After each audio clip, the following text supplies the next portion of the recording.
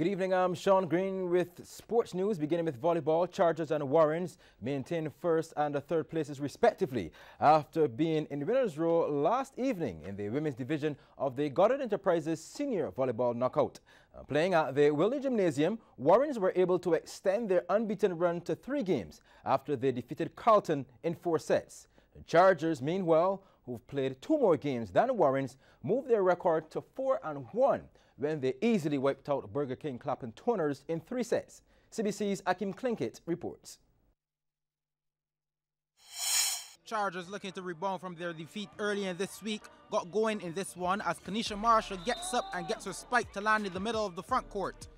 Toners replied immediately, diving bump, perfect set which allows Akila Phillips to go through the middle. Chargers turn now, outside set, gives Danica Headley the perfect opportunity. She picks out a spot in the backcourt for the point. Tonya Joseph then brings power off the short set as Chargers took the first set 25-19. In the second set, Chargers continued where they left off in the first. Deshante Addison with the floating but deceptive serve. And then they brought their defense, Toners with the outside attack, but a double block at the net by Anglisha Hines and Marshall sees the ball being deflected back into Toners' court. Hines with the credit for the block. Headley then provides some heat with her spike from the left as Chargers wrapped up the second in a jiffy, 25-5. In the third, Toners were looking to get back into the game, showing intent, leaping well to get the strong block for the point. But Chargers were looking for an early night and continued to apply the pressure. Addison with another pinpoint ace. Chargers wrapping up the third quickly as well, 25-10, taking the game 3-0. Second game, Warrens making the early moves against Carlton and Tasia Mason with the dink from the left side. That left side was a strong side for Warrens. Anicia Wood this time goes cross court for a spot in the backcourt. Carlton replied in similar fashion. The set is out to the left and Aisha Maycott finds a weak spot in the defense for the point. Wood then comes good through the middle with that strong right hand to allow Warrens to take the first, 25-20. We move on to the second where both teams weren't willing to give up a point without a fight, providing a reply to every test given, but Carlton pulled the quick move to get the point over Warrens through Ayadal Green. This set wasn't as enticing as the previous, but each team still grabbed every opportunity given, Mason replying in the same manner into the vacant right side of the court. Then Rianne Niles brings the soft attack into Carlton's front court to give them the second, 25-17. In the third, Wood was back in action from the right this time. Force and power combined equals her getting the point. Warren's trying to be a bit cheeky on this occasion as Mason tries the dink, but the blockers have it covered for Carlton. Carlton's defense was airtight, no breaking it as they took the third, 25-22, to bring the game to 2-1. In the fourth, Carlton continued their excellence in defense, bringing the block on the right side. Carlton looking to force a 5th set. Once the defense was good, the offense followed closely, Rihanna James providing the ace for her team. Warrens, on the other hand, were looking to close out the game and went to their go-to player. Wood on the left again, bringing some steam with her spike. So, Warrens collecting their third victory in a row, taking the fourth, 26-24, and the game 3-1. Akim Klinkett, CBC Sports. In netball, Braden Stokes destroyed the Chitmont Ballers by 12 points in the first division clash in the BWU netball competition at the Netball Stadium recently. Playing in the Sir Roy Trotman zone, Braden's netted 55 against Chitmont Ballers 43. Meanwhile, in another contest in the Ulrich Sealy zone, it was Grisette's Rockets who put the hurt on the UWI-SS, winning by 6. We're in the Ulrich Sealy zone for this contest between the UWI-SS in the black against the Grisette's Rockets in the orange. That's goal shooter Rhonda Norville with a goal. UWI with a chance to score in this close encounter. Halima Deschamps with a missed opportunity taken away by the Rockets. Carefully maneuvered back downtown at the opposite end until it found the waiting outstretched arms of Norville, who puts it away easily.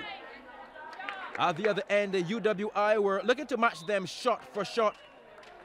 That's Deschamps with a shot, and she nails it. Her partner in crime, Diane Kamabach, also cashes in, scoring 7 from 12. Rockets on the goal, looking to push ahead. Norville over the top to Cbc Sports, who didn't quite take full advantage of that opportunity. The Grisettes team would get another bite at the cherry through Norville, up and in. Her opposite number, Deschamps, had no troubles getting this one in the hoop for the UWA team, as they led by 1 at the half. In the latter part of the game, Rockets really blasting off. Norville with 2 more for 18 attempts, making it look like child's play. And check out this quick and positive run of play. Center with a snap decision to make. She finds Norville turning, flowing and executing well. Piece of cake. UWI were still in the hunt, finding their main shooter in Deschamps, taking her time with this one. Well, maybe a bit too much time as she misses.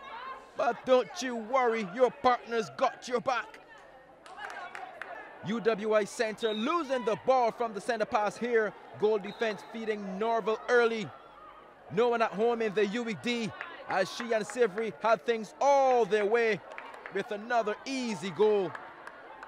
UWI with the ball, UWI without the ball, intercepted by the center, and eventually it gets back to Norville, and she continued her night of 15 goals from 28 attempts. And again, the Rockets with possession, and in no time the ball finds Norville, and she knows what to do. She scores as Grisette's Rockets defeat the UWA SS team 23-17. Back Barbadian jockey Simon Husbands rode Zignigo to victory in race number 4 when the Woodbine racing season in Canada continued yesterday. Locked up, they're off. And back to the tail was Zindigo. Showing out was Keep Your Silence, and Marquette from the outside, and Princess Morrow going through his Hawk on the wing, and now making ground Sham Ruckus and Zindigo on the inside. Going for the lead, Zindigo up the rail, has gone out in front, and being pressed by Sham Ruckus. Hawk on the wing is third, Princess Morrow fourth. A length right behind them, Veradasa, Fort of Luxury, Queen of the North, out wide of Marquette. And in behind runners making ground on the inside is Flat Out Vixen. Victory Sense is there with Keep Your Silence between runners. And as they down the backstretch, well back at this point, Potterhawk out in front on the inside, Zindigo. A half to Sham Ruckus, a length to Princess Morrow, Hawk on the wing. Veradasa with room up the inside. Queen of the North is mid-pack, about 4 lengths off the lead. In behind them, Flat Out Vixen, Fort of Luxury, Keep Your Silence, finding room, is starting to wind up pretty well. In behind runners is Potterhawk, and Victory Sense and Marquette is last. Getting away Zindigo. Zindigo by 2, Veradasa right up on the inside, flying into second spot. And they're clear. Back in third, Sham Ruckus, Princess Morrow, now the favourite, Queen of the North, and Flat Out Vixen start their runs, but they're well behind. Zindigo in front, and down the lane, Zindigo, 2.5 to Veradasa. Back in third is Flat Out Vixen making ground, and behind them is Queen of the North. Zindigo still in front. Zindigo by a length and a half. In second placing, Veradasa, Flat Out Vixen on the outside. Flat Out Vixen flying on the outside at the wire. Out wide, it's close. Zindigo in a photo with Flat Out Vixen, a photo for the win. Right behind them, Veradasa and Fort of Luxury on the inside, 126.11. Well, the 2018 Hero Caribbean Premier League is now over, and once again the Barbados Tridents have failed to make the playoffs. Now let's hear the 2 cents word from some cricket fans on what they think is needed for the Tridents to be better in next year's tournament.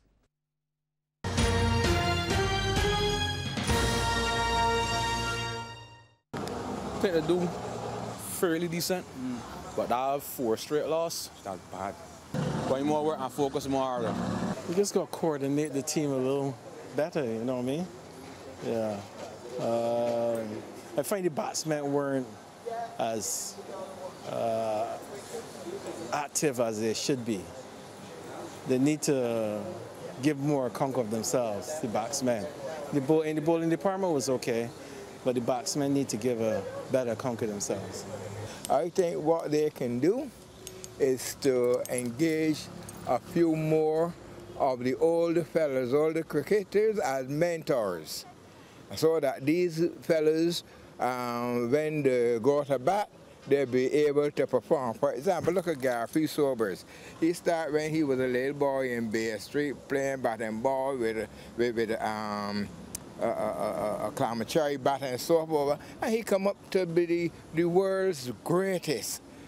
But what I think the younger fellas need is a mentor, a mentor. Don't put all young fellas there that ought to get a 2 and you draw a little crease, and when you go there, he wicket leg down. Get the old fellas who know best and train them young fellas, man, and I would be proud.